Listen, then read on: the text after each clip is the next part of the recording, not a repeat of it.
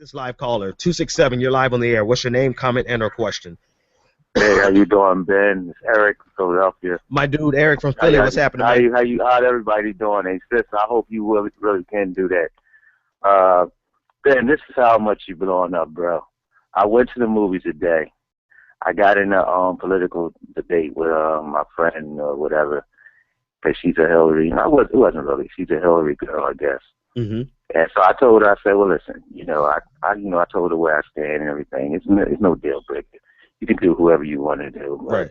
I said, check out my man Ben Dixon. He said, you know what? I'm gonna do that. So there you go.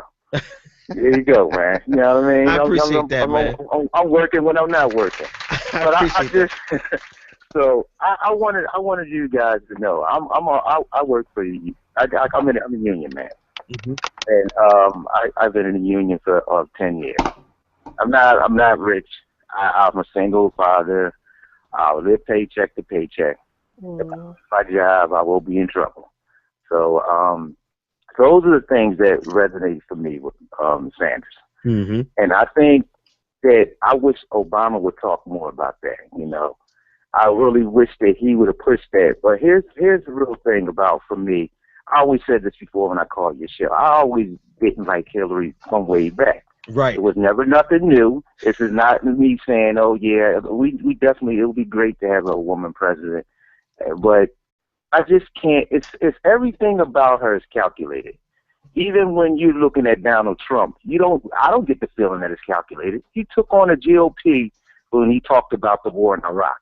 That took balls. So you can't, even with Trump, you can't even say that he's just a politician. When you look at Hillary, you can say that. And I think the sad situation is that this South Carolina thing, if this looks like what it is, I hope that we don't lose no steam. But I'm gonna put myself there. I just don't feel like that the Hillary people want somebody like me. I'm not a rich guy.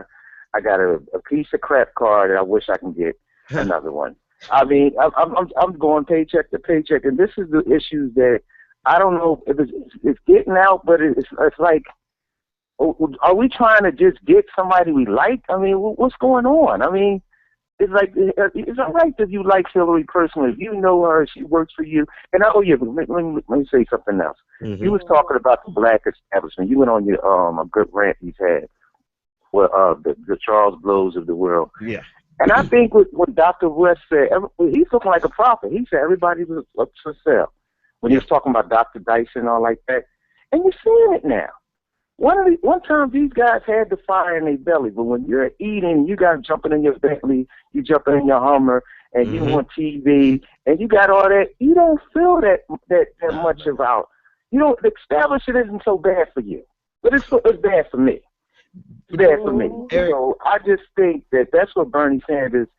And I don't know. Listen, I just came in, so if you guys are talking about something different, I don't know. No. Yeah. Listen, dude, I want to echo what you're saying. Go ahead.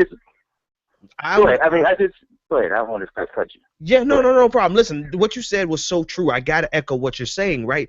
That's the difference, man. That's the difference between black folks and white folks, right? But, I'm just black folks, right? That's the difference between black folks who grab onto what Bernie Sanders and gravitate to what Bernie Sanders says versus those who are just comfortable with what Hillary Clinton says. And it's the same true about Hispanic, Asian, every other. You're either doing well in this status quo or you're not. You are either able to save money or you're living paycheck to paycheck. And I would venture to say that most people listening to my show and most people who are supporting Bernie Sanders, the reason we're supporting Bernie Sanders is because we work like slaves in the system, but we don't have anything to show for it at the end of the month. And that's important with the polls. Bernie does every demographic who make over $250,000 a year. That's the only place where she beats him. Consistent. Eric, thanks so much for the call, man. I'm gonna grab it. Thanks, brother. You always do a great job. And to the sister, and to I'm a fan of. Well, I'm not a fan. I respect the fan show fanatic. I respect everything you two and the rest of you guys have done, and I'll continue to support you, Ben, on everything you do. Hey, thanks so much, man. We appreciate it, and we can't do it without people like you. Listen, I don't have anything to hide from you guys. I tell you guys too much. I thought about it last night. I said, damn, I tell you guys a lot. I forget that this is accessible by anybody.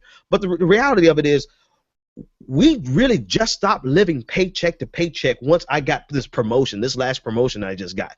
Like before that, it was mouth to foot, it was hand to foot, mouth to foot, whatever the phrase is. It was we were working, I mean, and we were doing it sacrificing to be in Boston, right? Which is one of the most expensive places in the world to live.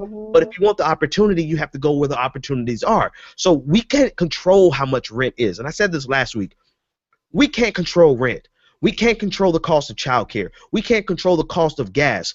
But we're paying all of these taxes into this system that gives us nothing back. And here's the thing that's so depressing, and I think everybody listening to me can understand and identify with this. At least the most of you can. We're living literally like we had to count pennies sometimes in the last 2 years, right? We've had to count pennies, and we still were paying the government a tax bill to the IRS every single freaking month. Now, what does that say? And this is not, I'm talking about I would barbecue on a Sunday because it was fun, but I was cooking because we needed to cook for the entire week so that we could take every meal. Monday, Wednesday, Friday was barbecue chicken. On Tuesday and Thursday, it was salad. That's because we planned every single meal. And so every single week, and I'm not by myself, I think everybody listening has identified with this to some extent, where you were counting pennies, but in our income bracket, we were still paying the federal government tax dollars. And what do we get for it? Nothing. You are either doing great in this system or you're living check to check. And I think people who are living check to check, like Sodom said, if you're making over $200,000 a year, you like Hillary because you like what we have. That's the status quo. If you're not, then you need something different. All right, let's take this next caller, and hey, oh hell, we're just hanging out.